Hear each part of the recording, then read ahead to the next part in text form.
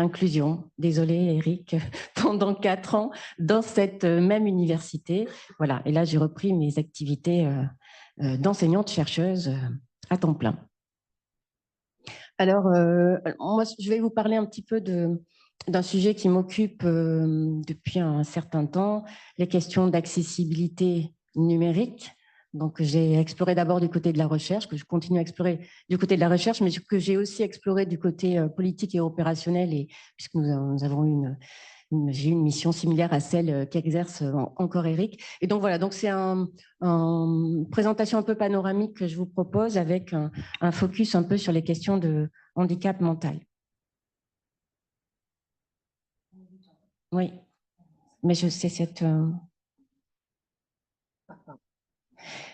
Oui, alors donc je voulais commencer un petit peu par évoquer le contexte numérique. D'une façon un peu globale. On parle d'accessibilité numérique.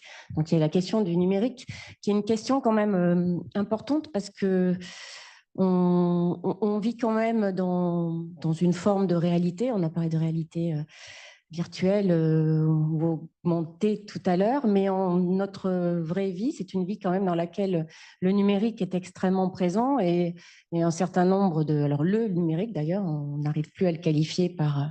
Voilà, c'est le numérique, donc une forme de, voilà, finalement de quelque chose qui essentialise, qui l'essentialise, ou en tout cas qui en fait une forme d'écosystème. Donc ce terme de milieu que reprenait un collègue, Bruno Bachimon, donc ce milieu dans lequel on agit, on interagit, on évolue, finalement on vit de façon très fluide aussi une partie de notre vie. C'est même pas une brique, c'est dans le tissu même de nos vies. Donc il y a vraiment quelque chose qui est de l'ordre du pervasif.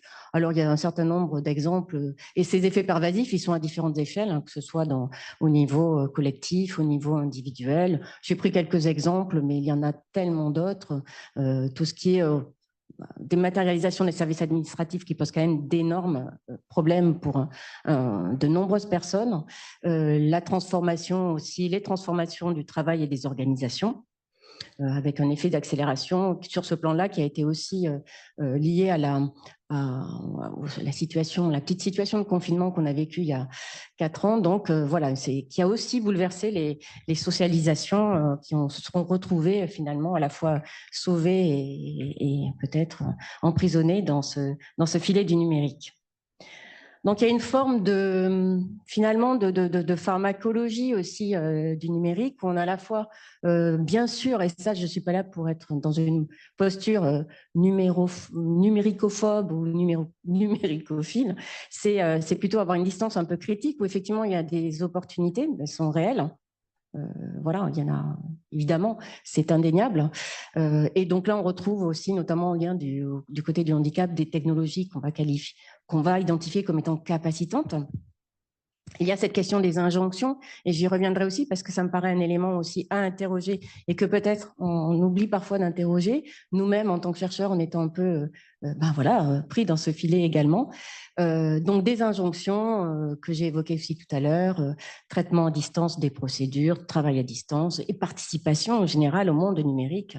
Si l'on n'y est pas, on est exclu d'une certaine façon. Et ça pose un certain nombre de questions et notamment au niveau des jeunes qui s'interrogent aussi par rapport à cette participation et qui essaient aussi de la freiner. Et c'est assez intéressant.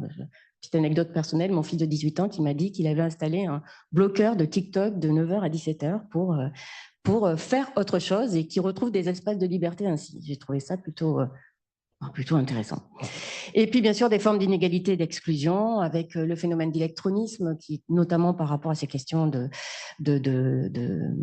dématérialisation des procédures, toutes les difficultés, les ruptures d'accès aux écosystèmes numériques, et c'est là qu'on va parler notamment d'accessibilité, et puis derrière, bien sûr, le renforcement des vulnérabilités. Alors, il y a ce terme de fracture numérique qui a été très, très utilisé, qui est un peu peut-être, qui est très critiquable et très interrogeable.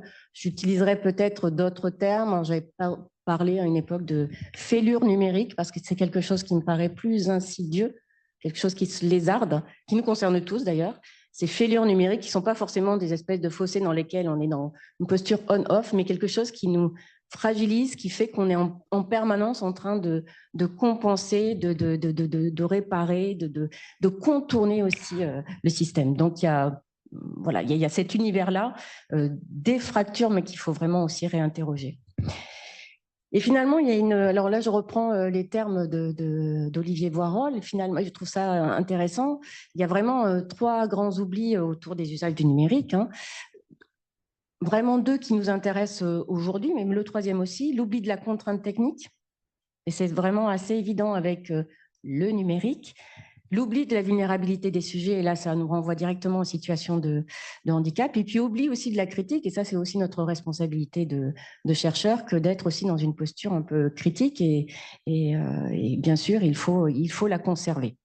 Et donc, finalement, il y a une forme, alors il y a des questions, il y a des termes qui apparaissent, hein, de l'impensé du numérique, l'implicite du numérique, et finalement une forme d'invisibilisation de ces dispositifs numériques qui sont là partout. Voilà, voilà, je vous vois, moi, là, enfin voilà, ils sont là partout, ils sont des prolongements, et le smartphone en cela est vraiment très intéressant, c'est vraiment voilà, un prolongement corporel, et c'est plus un objet à part, c'est un prolongement de la main, des yeux, de l'esprit. Donc il y a vraiment voilà, quelque chose qui se fond d'une certaine façon, cette forme d'invisibilisation, de naturalisation aussi des usages des dispositifs numériques.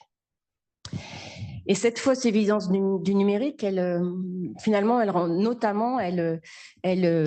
tend à oublier toute la complexité, la diversité des personnes, hein, des milliards de personnes hein, qui sont aujourd'hui en interaction située avec des dispositifs, avec des interfaces, avec des représentations qui sont symboliques, qui sont sémantiques, qui sont avec des contenus, des services qui ne sont pas forcément choisis, qui sont souvent subis.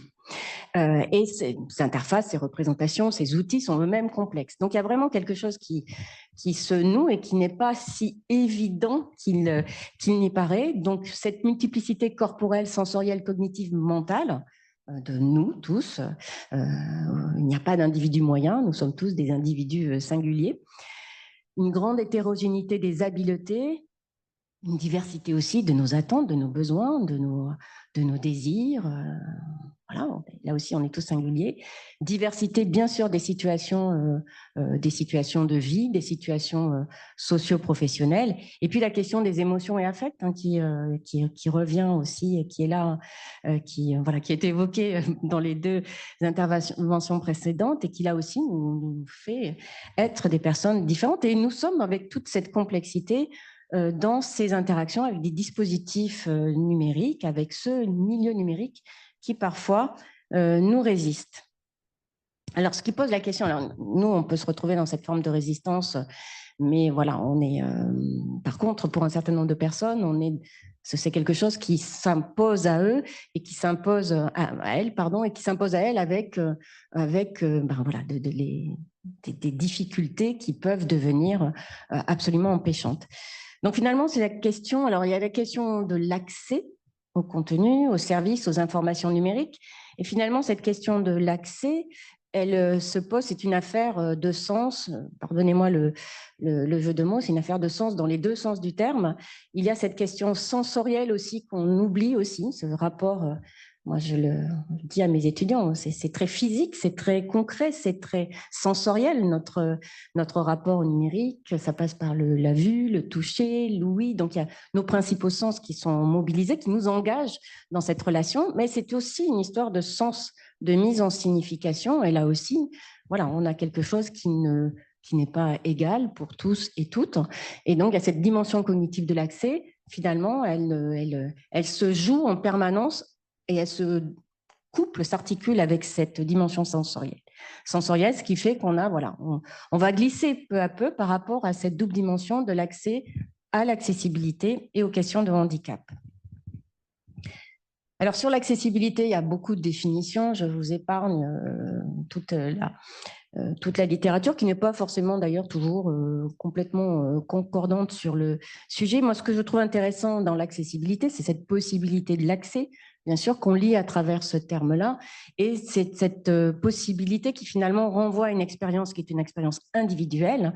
Donc déplacer cette problématique générique, voilà, standard, moyenne, qui ne correspond pas à grand-chose finalement, vers une vision plus, donc cette vision plus subjective au centre de laquelle, voilà, nous, individus, nous allons pouvoir finalement nous intégrer, nous retrouver surtout avec toutes nos diversités. Et c'est vraiment voilà, ce glissement vers cette expérience subjective et individuelle. Et donc cette accessibilité qu'on associe très très souvent au bâtiment physique. Voilà, donc, et puis finalement on l'aperçoit beaucoup moins, beaucoup moins du côté du numérique. Voilà, on peut voir, on peut percevoir, on peut se douter que effectivement avoir un escalier et pas de rampe d'accès, c'est un problème d'accès. On perçoit moins facilement les difficultés d'accès au numérique. Peut-être que des simulations, il y en a qui existent, mais les simulations, dans ce cas-là, peuvent rendre plus tangible, voilà, moins invisibiliser cette difficulté de l'accès. Donc l'accessibilité numérique, c'est quoi? Alors là aussi, pas mal de définitions. On peut dire de façon assez simple que ça consiste à rendre les contenus, les services numériques compréhensibles, utilisables. Donc je parlerai rapidement de la norme, mais vraiment pas en détail. Compréhensibles et utilisables par les personnes en situation de handicap. Donc il s'agit aussi de formes d'adaptation de l'environnement numérique, des environnements numériques aux besoins spécifiques des individus. Alors finalement, l'accessibilité numérique, c'est à la fois une médiation. Oh, c'est un truc bizarre. C'est à la fois une médiation, c'est-à-dire qu'on recrée du lien. La médiation. Ah oui. Je pense que c'est bon. C'est une forme de lien, c'est une médiation, l'accessibilité numérique, mais c'est aussi une remédiation. Et remédiation, à la fois au sens dans remédiation, bien sûr, il y a remède. Donc, on retrouve ici cette forme de soin, ce qui renvoie au care aussi, une forme de soin qu'on apporte aux usagers du numérique qui vont se retrouver donc empêchés pour un certain nombre de raisons.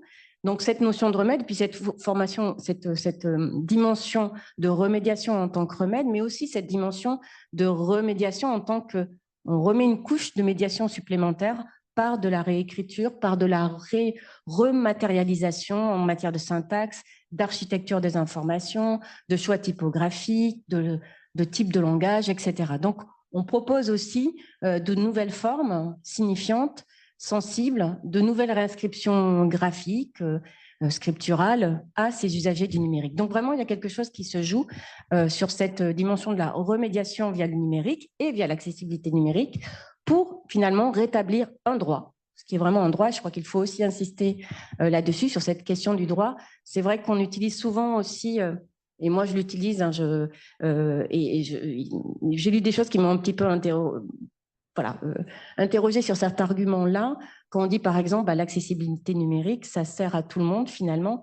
Oui, effectivement, c'est vrai. C'est un argument qu'on peut utiliser dans une visée politique, je pense, parce qu'il faut aussi convaincre, et c'est nécessaire. Maintenant, l'accessibilité numérique, ça rend service à tout le monde, mais c'est une obligation, c'est un droit pour les personnes en situation de handicap. Donc, c'est vraiment cette question du droit en matière d'accès et de participation sociale. Et pour cela, on va agir sur les composantes de l'environnement, des environnements numériques. Alors, à partir de différentes lectures, expériences et autres, j'ai identifié un peu ces différents leviers d'action pour l'accessibilité numérique. Alors, AN, c'est accessibilité numérique. En bleu, un peu plus foncé, ce sont ceux qui sont vraiment très présents. Alors, c'est plutôt la situation française ici, en tout cas dans la différence je dirais, de présence. La dimension réglementaire, bon, je ne reviens pas sur la loi de 2005 qui, bien sûr, a fait référence et autorité pour la définition et la prise en charge des personnes en situation de handicap. Donc, et puis toute une histoire réglementaire qui est aussi intéressante à analyser, mais on n'a pas le temps. Une dimension normative, bien sûr, initiée par les normes WCAG, Web Content Accessibility Guidelines, reprises et adaptées en France sous forme de référentiel général d'amélioration de l'accessibilité. Donc, un levier normatif et un levier technique. Voilà, il y a beaucoup de choses aussi en matière, voilà, un très grand dynamisme aussi en matière d'innovation sur les outils, sur les aides techniques, etc. Donc, beaucoup de choses qui se font. Mais finalement, il y a d'autres leviers d'action qui sont identifiables, qui sont mobilisés, mais sans doute qui mériteraient de l'être davantage, donc, notamment du côté de la conception, les méthodologies de conception. On le sait, on a les clés, on a les outils, mais voilà, conception centrée utilisateur, conception universelle, etc., etc. Donc, pour aller vers un design plus inclusif, ça existe depuis, les méthodes existent depuis 20 ans au moins, mais elles peinent apprennent vraiment à s'ancrer, à de prendre racine dans les pratiques de conception. Un levier aussi, alors j'appelle sémantique, je ne suis pas toujours très satisfaite, mais bon, pour l'instant, appelons-le sémantique, en tout cas quelque chose qui concerne le contenu, et on va voir que c'est évidemment un élément fort pour les questions de handicap mental, avec là aussi des outils comme le facile à lire et à comprendre, et de façon peut-être un peu moins exigeante et normative, et plus facile à mobiliser les règles du langage clair. Un autre levier qui me paraît fondamental, c'est la question de la formation. Donc, on a évoqué aussi dans les deux autres interventions, vraiment que ce soit généralisé. Comment peut-on avoir des formations à la conception de services numériques sans avoir parlé d'accessibilité? C'est quelque chose qui est, pour moi, voilà, c'est déjà un premier levier. Il faut tous les mobiliser. Mais en tout cas, dans ce côté, voilà. Ce sont les étudiants, ce sont les jeunes, c'est les futurs voilà, qui vont travailleurs dans le domaine du numérique, qui doivent être formés à ces questions-là, des usagers multiples et puis des outils et des moyens disponibles comme l'accessibilité numérique. Communication et sensibilisation, là aussi, un levier majeur. Je pensais, alors, et la sensibilisation qui peut prendre différentes formes. Je suis allée voir hier soir une pièce qui se joue au Théâtre des Beaux-Arts à côté du Conservatoire qui s'appelle Une vie sur mesure. Je ne sais pas si vous en avez entendu parler. C'est une pièce qui tourne depuis 17 ans déjà et qui finalement montre de façon qui incarne à la fois une situation d'autisme qui se dévoile, et dans un rapport très obsessionnel à la batterie, à la musique, au rythme. Voilà, donc c'est une très belle pièce. Voilà, en tout cas, mais qui finalement amène par le biais de la culture, aussi une dimension de sensibilisation et de résonance par rapport à des altérités multiples. Et puis, je ne l'ai pas dit, mais finalement, c'est quand même, c'est à la base, quand même, il y a ça au niveau collectif, c'est cette dimension politique. Pour moi, il ne peut y avoir, sans volonté politique à différentes échelles, il ne se passe pas grand-chose. Et donc, l'objectif, alors, je me disais en écoutant Eric que voilà, le levier de l'empathie est un levier qui pouvait être rajouté. Il y en a sans doute d'autres aussi. Tout ça pour faire une véritable culture de l'accessibilité numérique. Je vais aller très très vite.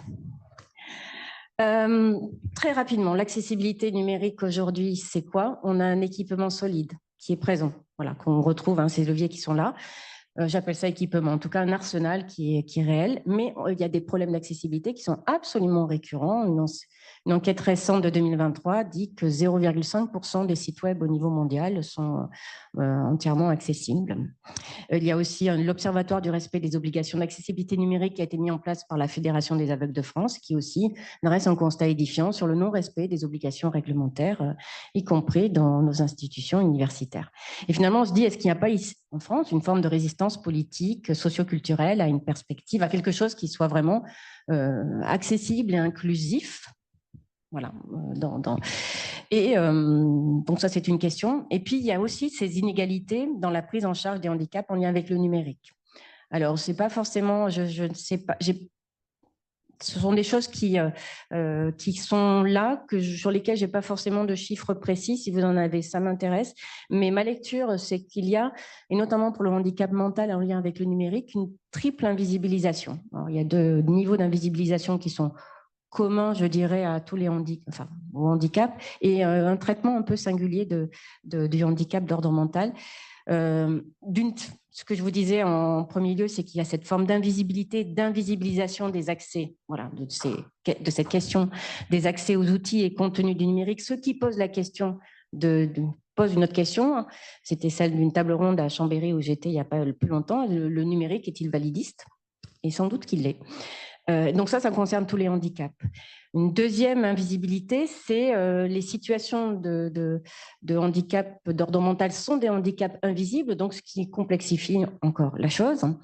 Et puis, donc deuxième niveau d'invisibilité, et puis il y a quand même, vous me direz si vous êtes d'accord, une moindre prise en compte des situations de handicap d'ordre mental. Donc il y a beaucoup de choses, hein, bien sûr, hein, les troubles 10, les troubles TSA, certaines déficiences intellectuelles, mais malgré tout, il y a une forme d'inégalité, de hiérarchie un petit peu aussi dans la prise en charge des situations de handicap au niveau du numérique, et les situations de handicap d'ordre mental ne sont pas forcément les mieux traitées, les mieux accompagnées.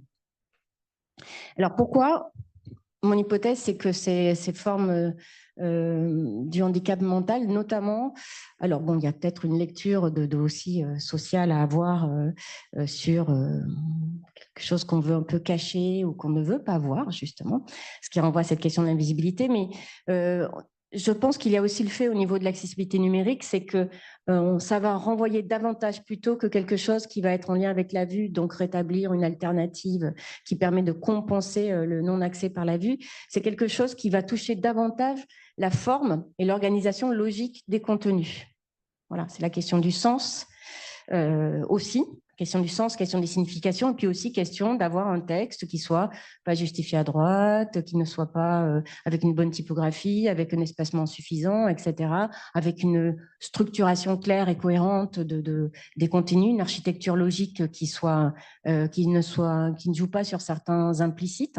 Et finalement, ça c'est peut-être plus complexe à mettre en œuvre. En tout cas, ça touche davantage aussi de public. Ça concerne tous les concepteurs de contenu et de documents numériques. Alors, je regarde, je veux pas vous...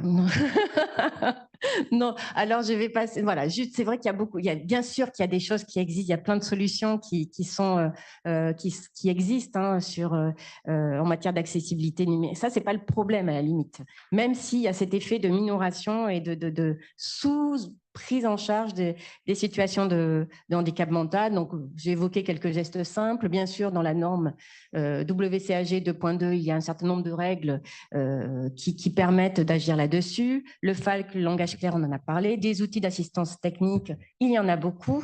Lecteurs vocaux, j'ai repris aussi le système Ayana pour le MOOC que Hélène a développé, le système Facility, des guides multiples. À l'époque, j'avais travaillé aussi sur un kit dans le cadre kit d'accessibilité numérique pour la conception de documents PowerPoint et PDF dans le cadre d'un projet de recherche. Voilà, bon, il y a d'autres choses. Et puis, il y a des modèles aussi pour penser plus largement les questions d'accessibilité numérique. Notamment, je trouve ce modèle intéressant, cette pyramide de l'accessibilité numérique proposée par des collègues canadiens. Voilà, qui montre que bon, finalement, l'accès aux dispositifs numériques, c'est juste une petite brique qui est en bas, mais que voilà, l'accessibilité numérique, elle se déploie sur vraiment tout un ensemble de niveaux qui vont jusqu'à la compréhension des codes et conventions de la société numérique. Et là aussi, voilà, ce ne sont pas des codes évidents à avoir. Alors, en guise de conclusion, ce que je voulais dire, c'est que finalement, il y a une forme de violence numérique, violence ordinaire du numérique, je trouve, et dont on ne se rend pas toujours compte, et particulièrement pour le handicap mental. L'accessibilité numérique, d'autre part, elle est souvent prise en charge, elle est souvent approchée par les normes et la réglementation. C'est nécessaire et c'est absolument pas suffisant. Mais on n'arrive même pas à avoir la condition nécessaire, on aime dire, donc, mais pour autant, ce n'est pas suffisant. Donc, il y a cette forme au-delà aussi d'interaction humain-machine, il y a cette forme d'impératif d'accessibilité qui se traduit par voilà, une forme de cette accessibilité comme nouvel horizon anthropologique. J'aime beaucoup ça de la part de Ebersold, c'est penser, voilà, au-delà de penser cet horizon-là dans une approche anthropologique et systémique, holistique, je te rejoins complètement, Eric, et qui finalement peut-être pourrait correspondre peut-être un effacement de l'accessibilité. Ce sera bien le jour où on n'aura plus besoin de parler d'accessibilité, en fait. Le but, c'est ça. Et juste, je voulais quand même vous les partager, même si j'ai largement dépassé mon temps. En matière de risque et de questionnement, quand même, c'est cette forme d'injonction à la participation, à l'usage techno-numérique, c'est vraiment quelque chose qui est à interroger, parce que finalement, aussi, on répare l'accessibilité au numérique, mais voilà, ça veut dire que tout le monde doit participer, tout le monde doit en être, tout le monde doit. Et finalement, ça efface aussi les médiations humaines. Et pour moi, notamment pour les situations de handicap, on ne peut pas faire fi de ces médiations et de ces alternatives humaines. Donc, c'est cette pensée globale qui est là. Puis cette question aussi du rapport à la norme, de l'écart à combler, à réparer, et finalement à rattraper aussi une forme de performance standard pour tout le monde, c'est faire fi aussi des expériences individuelles, singulières, qui sont à valoriser, et y compris dans le rapport au numérique. Donc voilà, donc plutôt que d'être cette forme de standardisation, et là aussi je pense qu'il y a tout un impensé validiste qui est là. Voilà, je pense que ça aussi c'est à interroger pour essayer aussi de cultiver de nouveaux imaginaires qui mettraient plutôt à l'honneur la vulnérabilité, la conscience de la fragilité comme étant le privilège de l'humain, le véritable privilège de l'humain, comme le dit Besnier en 2013. Merci, désolée d'avoir dépassé.